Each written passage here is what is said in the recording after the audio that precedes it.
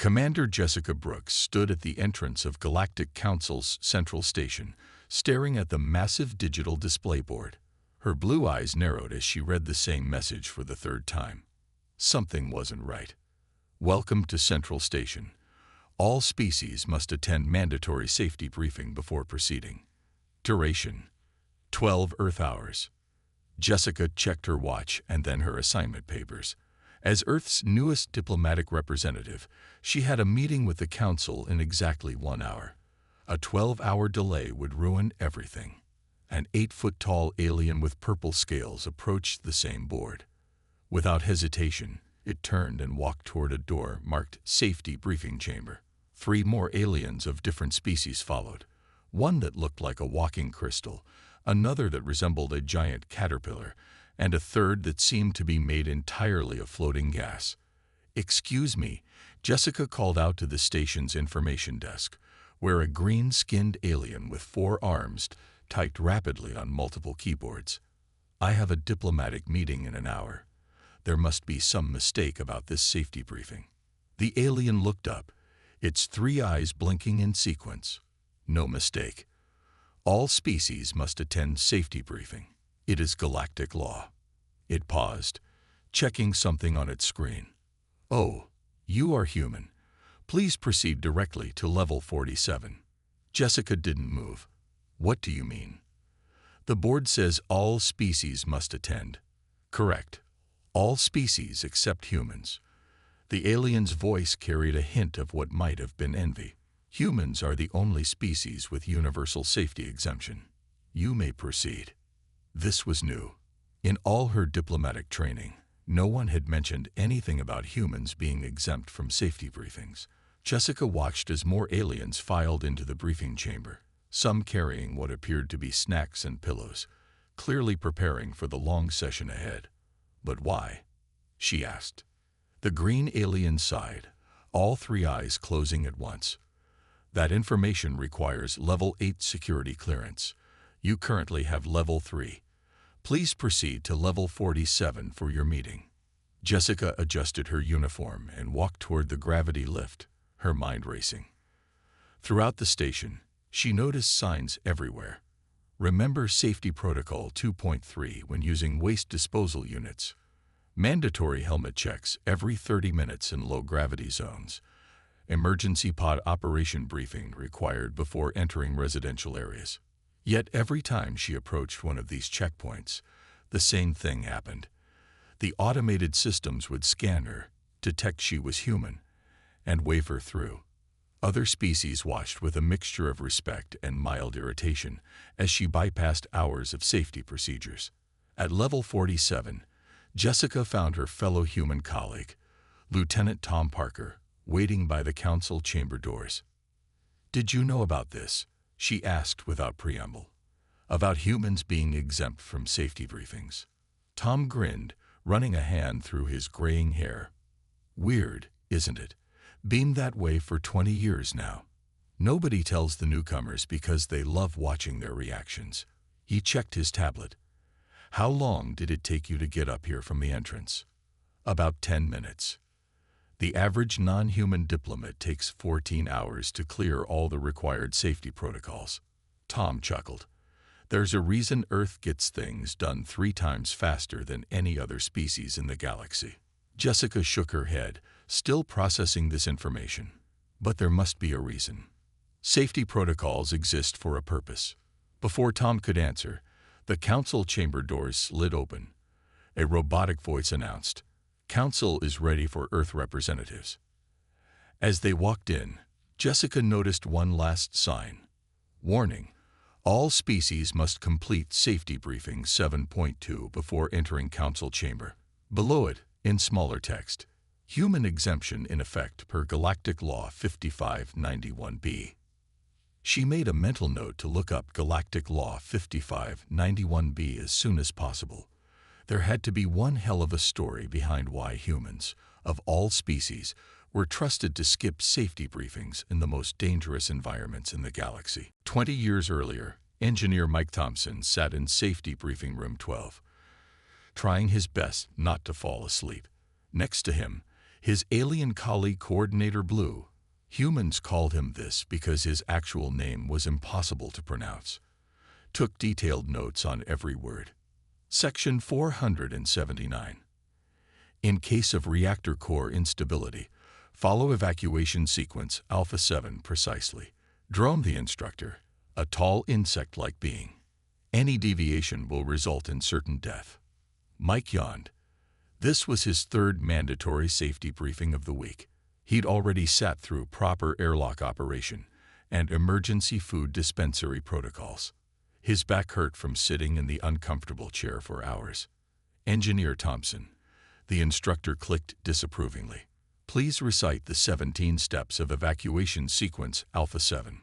Before Mike could answer, emergency lights flooded the room with red. A computerized voice echoed through the station. Warning. Reactor core instability detected.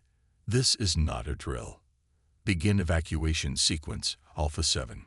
The instructor's antennae straightened with pride. Perfect timing for a practical demonstration. Everyone, please follow me in an orderly. A violent shake cut off his words. The station's artificial gravity flickered. Proceed to emergency exit 7, the instructor said calmly.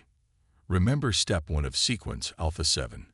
Wait for green authorization light before.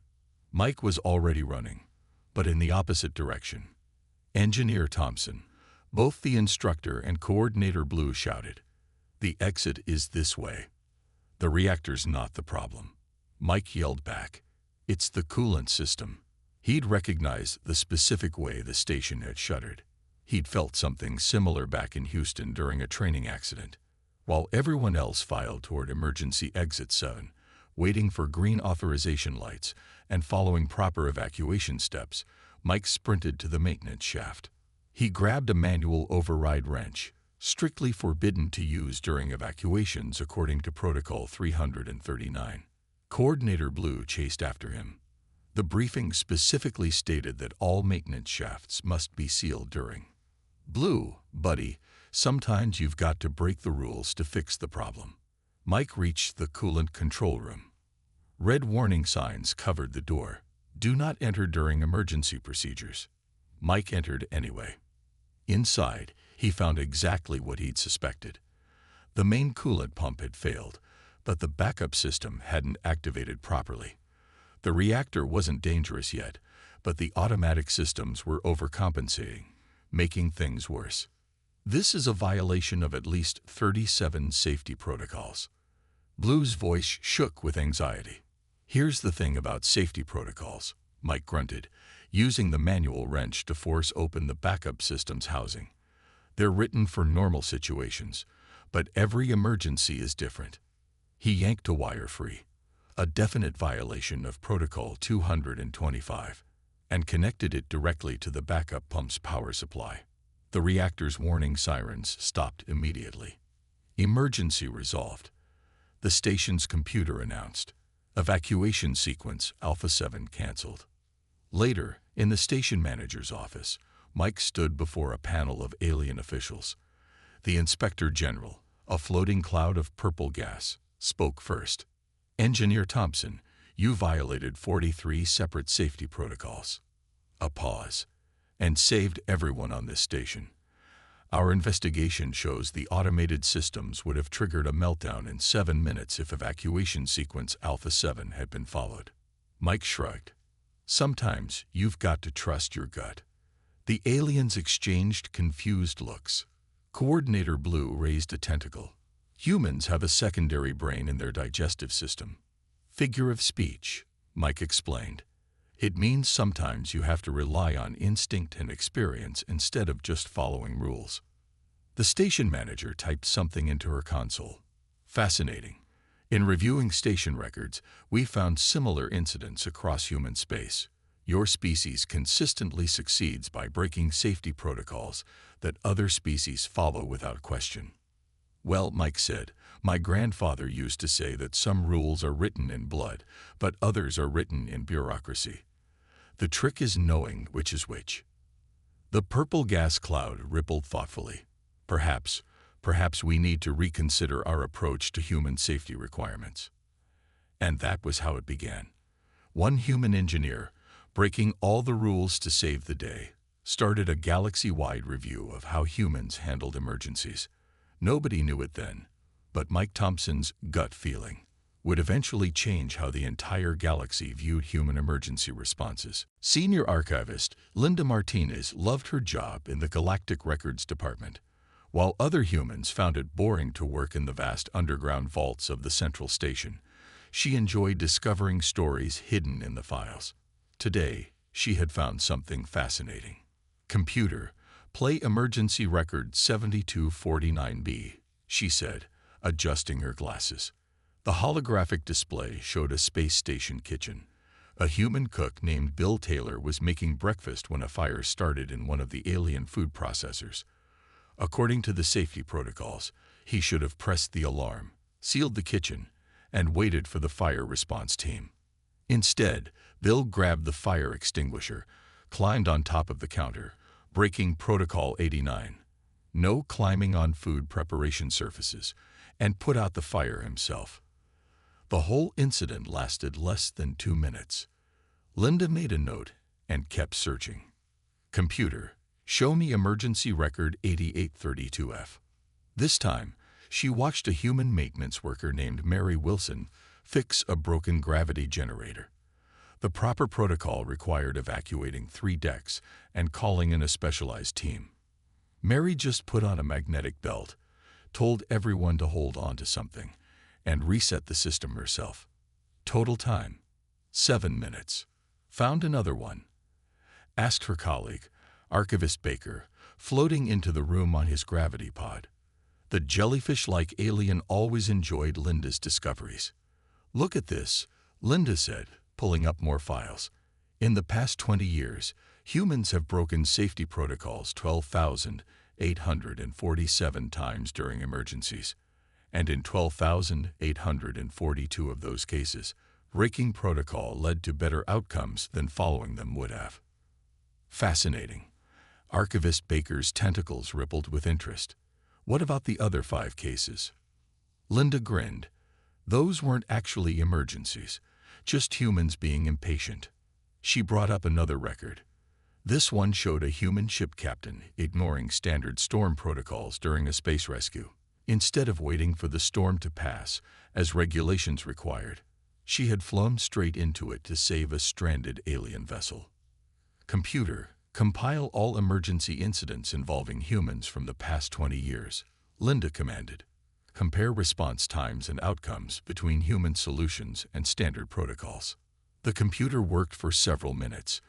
When the results appeared, even Archivist Baker's usually colorful body turned pale with surprise. "This can't be correct," he said, tentacles twitching. "The data shows human emergency responses are 73% faster and 84% more successful than standard protocols." Linda nodded, scanning through more files. "There's a pattern. Humans don't ignore safety rules because they're reckless. They ignore them because they can tell when following the rules would make things worse." She found a recording of a human doctor breaking quarantine procedures to save an alien child. The safety protocol said to wait for a full decontamination team. The doctor had taken one look at the child's symptoms and known there wasn't time. "But how do they know?" Archivist Baker asked. "How can humans tell when it's right to break the rules?" Linda thought about this as she watched more recordings. Humans pulling people from burning ships, fixing dangerous equipment, handling toxic spills, all without following proper procedures, all succeeding where the protocols would have failed. "I think," she said slowly, "it's because humans wrote most of these protocols after something went wrong. We learn from our mistakes, but we also learn when to trust our judgment over written rules." She gathered all her findings into a single file. This was too important to keep in the archives. The council needed to see this evidence. "Where are you going?" Archivist Baker called as she headed for the exit. "To break Protocol 472, Linda answered with a smile. "Archives must be reviewed for 6 months before submission to council. Some things can't wait that long." As she rode the lift upward, Linda thought about all the humans she'd watched in those recordings. None of them had known they were making history. They'd just done what felt right at the moment, breaking rules to save lives. Sometimes, she realized, that was the most human thing of all. Ambassador Robert Wilson sat at the head of a long table in meeting room 394 of the Galactic Council's Central Station. Around him sat 12 alien representatives from different species, all watching the large screen on the wall. "Play the next recording," Robert said, his voice calm but firm. The screen showed a human maintenance worker named Jack Davis during a solar flare emergency. While alien crew members followed the 15-step safety protocol for radiation events, Jack simply grabbed a shield generator, ran to the ship's weak point, and fixed the protection field. He finished before the others even completed Step 3 of the protocol. "This is just one of thousands of examples," Robert explained, standing up. His gray suit was perfectly pressed, giving him an air of authority. "Humans don't ignore safety protocols because we're careless. We ignore them when following them would waste precious time." A crystalline alien raised what might have been its hand. "But protocols exist to protect everyone. They are written based on careful study of past accidents." Robert nodded. "That's true. But humans have something unique. We can spot patterns faster than any safety manual can describe them." He played another video. This time it showed a human pilot breaking formation during an asteroid field emergency. Instead of following standard evasive procedures, she created a new path that saved 3 ships from destruction. "The original protocol was written for normal-sized asteroids," Robert pointed out. "Our pilots saw these were different and adapted instantly. No time to write a new protocol. No time to have a committee meeting. Just quick thinking and action." A gaseous alien swirled in its containment suit. "This is most irregular. How can we trust individual judgment over carefully designed protocols?" Linda Martinez, who Robert had invited to present her research, stepped forward. "The numbers don't lie," she said, pulling up her statistics. "In emergency situations, human solutions are 84% more successful than standard protocols." The aliens muttered among themselves. Robert could see they were struggling with the idea. Their species preferred clear rules and predictable responses. "Let me show you something else," he said. He played a split-screen video. On one side, an alien crew followed proper protocols during a fire emergency. On the other, a human crew handled the same type of fire. The alien crew's response was perfect. Every step followed exactly as written. It took 17 minutes to contain the fire. The human crew's response looked like chaos. People grabbing extinguishers, breaking into sealed areas, ignoring evacuation orders. They had the fire out in 3 minutes. "This is why," Robert said softly, "humans need a different approach to safety. We're not better than other species. We're just different. We see patterns. We make quick judgments. Sometimes we know things without being able to explain how we know them." A squid-like alien raised 3 tentacles. "But what about liability? Insurance? Legal responsibility?" Robert smiled. "That's exactly why we're here. We need to make this official. Create a new category of safety regulations, or rather, safety exemptions, for humans." He looked around the room. The aliens were starting to nod, or make whatever gestures their species used to show agreement. "We're not asking for complete freedom," Robert continued. "Just recognition that humans handle emergencies differently. We'll still follow basic safety protocols. We'll still attend important briefings. But when seconds count, when lives are at stake, we need the freedom to do what we do best." Linda stepped forward again. "We've prepared a draft of the human exemption clause. It's simple. Humans must prove basic safety knowledge, but are permitted to use judgment in emergency situations." The crystalline alien chimed softly. "This is unprecedented." "So are humans," Robert replied with a gentle smile. "We're probably the only species that looks at a 50-page safety protocol and thinks there must be a faster way." The committee members looked at each other. Slowly, one by one, they began to signal their agreement. They couldn't argue with the evidence. Humans weren't reckless. They just had a different kind of safety sense. And sometimes, being different was exactly what the galaxy needed. Dr. Emily Carter adjusted her lab coat and looked through the observation window. Behind it, 20 different beings, 10 humans, and 10 aliens of various species, waited for her instructions. None of them knew they were about to take part in the most important safety study in galactic history. Begin Test 1, she said into her microphone. The room filled with harmless but convincing-looking smoke. Emergency lights flashed. A computer voice announced, "Warning, fire detected in Sector 7. Please follow emergency protocols." Emily watched carefully. The aliens immediately moved to their designated safety stations, beginning the standard 30-step fire response procedure. They were perfectly organized, following every rule exactly as written. The humans took one look at the smoke pattern and ran straight for Sector 7. They grabbed fire extinguishers on the way, ignoring the protocol that said to wait for emergency response teams. Time to solution. Emily asked her assistant, Mark Rogers, who was tracking the results.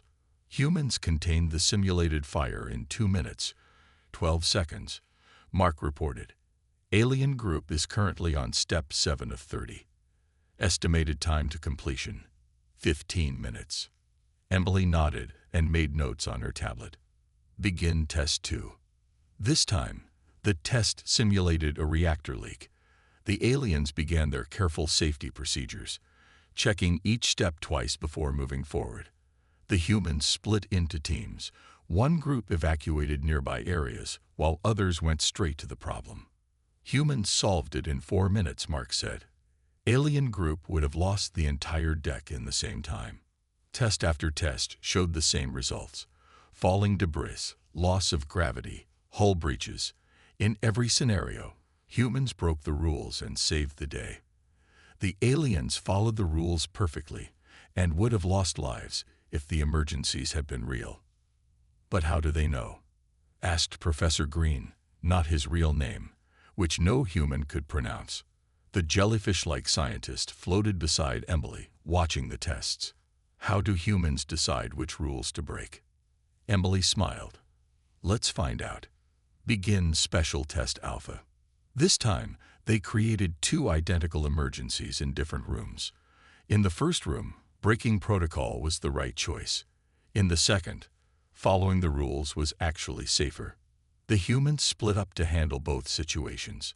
Amazingly, the group handling the first emergency broke all the rules, while the group handling the second emergency followed protocol perfectly. That's impossible. Professor Green's tentacles waved in excitement. They can't have known the difference. The scenarios looked identical. But they weren't identical, Emily said. And somehow, humans can tell. We see patterns. We notice tiny details. Most importantly, we trust our instincts. She showed him the data from all the tests. Humans broke safety protocols in 92% of emergencies where breaking protocol was the right choice. They followed protocols in 89% of cases where following rules was actually safer. It's not random, Emily explained. Humans don't break rules just to break them. We have some kind of built-in ability to tell when rules will help and when they'll get in the way. Mark brought up more test results on the main screen. Look at this, he said. When we mix human and alien teams together, the success rate goes even higher. Humans handle the quick decisions, while other species handle the important safety procedures that shouldn't be rushed. Emily took off her glasses and smiled. That's the real discovery here. It's not about humans being better. It's about humans being different in a useful way. We're not replacing safety protocols. We're adding something new to them. She looked through the window at the test subjects, humans and aliens talking together about their experiences. Maybe that's why we're out here in space, she said quietly.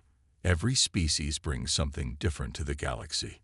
Humans, we bring controlled chaos. The ability to break rules in just the right way.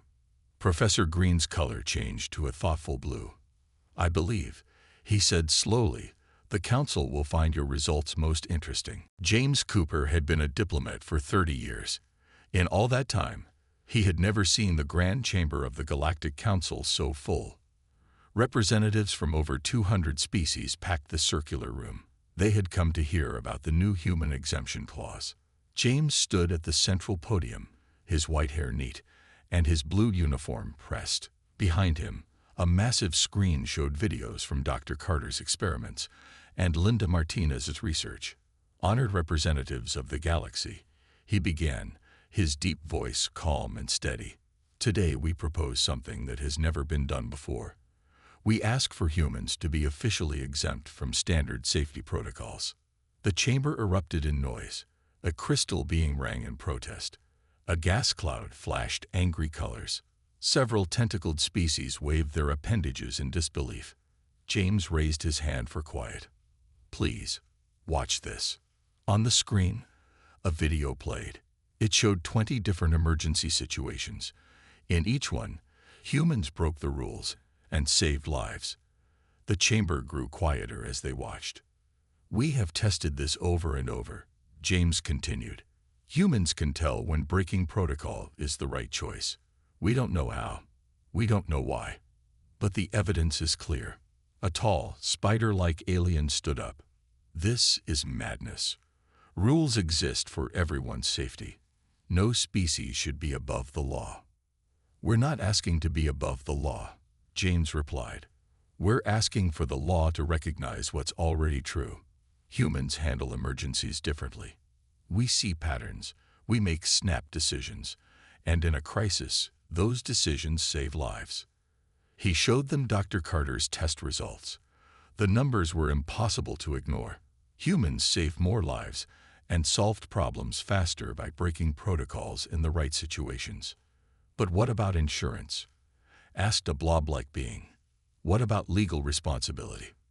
James smiled. The human exemption clause covers that too. We take full responsibility for our actions. If we break protocol and make things worse, we face the consequences. But if we break protocol and save lives, we're protected. Linda Martinez stepped forward with more data. She showed how humans had already saved thousands of lives by ignoring rules when necessary. Think about your own experiences, James said to the crowd. How many of you have seen humans do something that seemed crazy but worked perfectly? How many of you are alive today because a human broke protocol at the right moment? Slowly, many representatives raised their hands, tentacles or other appendages. We're not asking for complete freedom, James continued. Basic safety training is still required. Regular inspections still happen. But in an emergency, when every second counts, humans need the freedom to act on our instincts. Dr. Carter joined him at the podium. She explained how human teams and alien teams could work together, each playing to their strengths. Humans handled split-second decisions, while other species managed the careful procedures that shouldn't be rushed. A crystalline being chimed softly. But how can we be sure humans won't abuse this freedom? Because we're not reckless, James explained. Look at the data again. Humans follow protocols perfectly when that's the right choice. We only break rules when there's a good reason. It's not about being wild. It's about being adaptable. The council members talked among themselves. Hours passed. Finally, the High Chancellor, a being made of pure energy, spoke. The evidence is clear, the Chancellor's voice echoed. From this day forward, humans are officially exempt from standard safety protocols under the conditions specified in the Human Exemption Clause. James looked around the chamber. Some species still seemed uncertain, but most were nodding in agreement. They had seen the truth. Sometimes, breaking the rules was the safest choice of all. And humans, somehow, knew exactly when those times were. Commander Jessica Brooks stood in the council chamber, finally understanding why humans were exempt from safety briefings. The meeting had just finished when the station's alarms began to blare. Warning: reactor core temperature rising. All species begin emergency procedure 447B immediately. The alien diplomats quickly lined up, ready to follow the 90-step emergency procedure. Jessica closed her eyes for a moment, listening to the station's hum. Something wasn't right. It's not the reactor, she said suddenly. It's the cooling system. Again. Lieutenant Tom Parker nodded. Just like the Thompson incident 20 years ago. But this time it's worse. Jessica was already moving. She ran past the aliens, who were still on step 3 of the evacuation procedure. A crystal being called out. You must follow proper emergency protocols. No time, Jessica shouted back. Trust me. She reached the maintenance shaft and climbed down, ignoring the safety signs that warned against entering during an emergency. The shaft was hot. Too hot. The cooling system wasn't just failing. It was about to explode. Computer, she called out, show me the cooling system layout. A hologram appeared, showing red warning lights throughout the system. According to safety protocols, the correct procedure was to shut everything down and wait for a specialist team. That would take 20 minutes. The station didn't have 20 minutes. Jessica pulled off her uniform jacket and wrapped it around her hands. The manual override controls were scalding hot. Signs everywhere warned. Do not touch during emergency. Follow Protocol 447B. She grabbed the controls anyway. Commander Brooks, the voice called from above. It was an alien safety officer. You must stop. The protocols clearly state. The protocols are wrong this time, Jessica replied, straining to turn the override valve. If we wait, the whole cooling system will explode. Trust human instinct. The safety officer hesitated, then made a decision. What do you need? Get to Control Room B, Jessica ordered. When I give the signal, cut power to sections 7 through 12. Ignore the warnings. Just do it. The officer hurried away. Jessica turned back to the controls, her hands burning even through the jacket. She heard Tom's voice on her communicator. Jessica, hurry. Temperature's still rising. She forced the valve another quarter turn. Warning lights flashed everywhere. The computer voice announced, warning.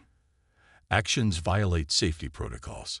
Please return to designated evacuation routes. Jessica ignored it. One more turn. Now, she shouted into her communicator, cut the power. For 3 long seconds, nothing happened. Then the lights went out. The hum of power died. In the darkness, Jessica heard the cooling system shudder. Rerouting emergency power, she muttered, reaching for the backup switches. Her hands found them in the dark, flipping them in quick succession. More warnings blared, but she kept going. Slowly, the temperature began to drop. When the emergency lights came back on, Jessica saw the alien safety officer standing nearby, looking amazed. How did you know? The officer asked. The protocols say. Sometimes you have to trust your gut, Jessica said, remembering Mike Thompson's words from 20 years ago. Humans are good at spotting patterns. This was exactly like an old incident, but with a twist. The protocols hadn't been updated for the new cooling system. The station's computer announced, emergency resolved. Temperature returning to normal levels. Warning, multiple safety protocols were violated during this incident. Jessica smiled, wiping sweat from her forehead. Add it to the list. Later, in the station manager's office, Jessica filed her report. The manager, a floating gas cloud, reviewed the incident. You violated 32 safety protocols, the manager said, and saved everyone on this station. Again, there was a pause. This is why humans have the exemption. You see things differently. You act differently. And sometimes, different is exactly what we need. Sarah walked into the old library. The shelves were filled with hundreds of dusty books. She loved the smell of old books. It reminded her of happy times from her childhood. Sarah slowly walked through the aisles of books. Her eyes scanned the titles on the spines. She was looking for a special book that her grandmother had told her about. The book supposedly contained ancient secrets and magic spells. As she searched, Sarah heard a strange noise coming from the back of the library. It sounded like whispering voices and rustling pages. Curious, she followed the sound to a dark corner of the library. There, on a small wooden table, sat the book she had been seeking. It was bound in worn leather with faded gold lettering on the cover. Sarah carefully picked up the heavy tome and gently opened it. The pages were brittle and yellowed with age. Strange symbols and diagrams filled the pages. As Sarah flipped through the book, a small piece of paper fluttered out and landed on the floor at her feet. She bent down and picked up the paper. Unfolding it, she saw it contained a riddle written in an elegant script. Sarah read the riddle out loud, her voice echoing in the quiet library. To unlock the secrets within this book, a quest you must undertake and not overlook. Find the key that fits the lock, hidden in a place that ticks and talks. Sarah read the riddle again, trying to decipher its meaning. She realized it was referring to a clock. Perhaps the key was hidden inside a clock somewhere in the library. Just then, Sarah heard the sound of footsteps approaching. Someone else was in the library. She quickly tucked the riddle into her pocket and carefully placed the book back on the table. Silently, she snuck out from the back corner and made her way to the library exit. She would have to come back another time to search for the key and unlock the book's secrets. For now, she needed to get home before she was discovered. 336 words.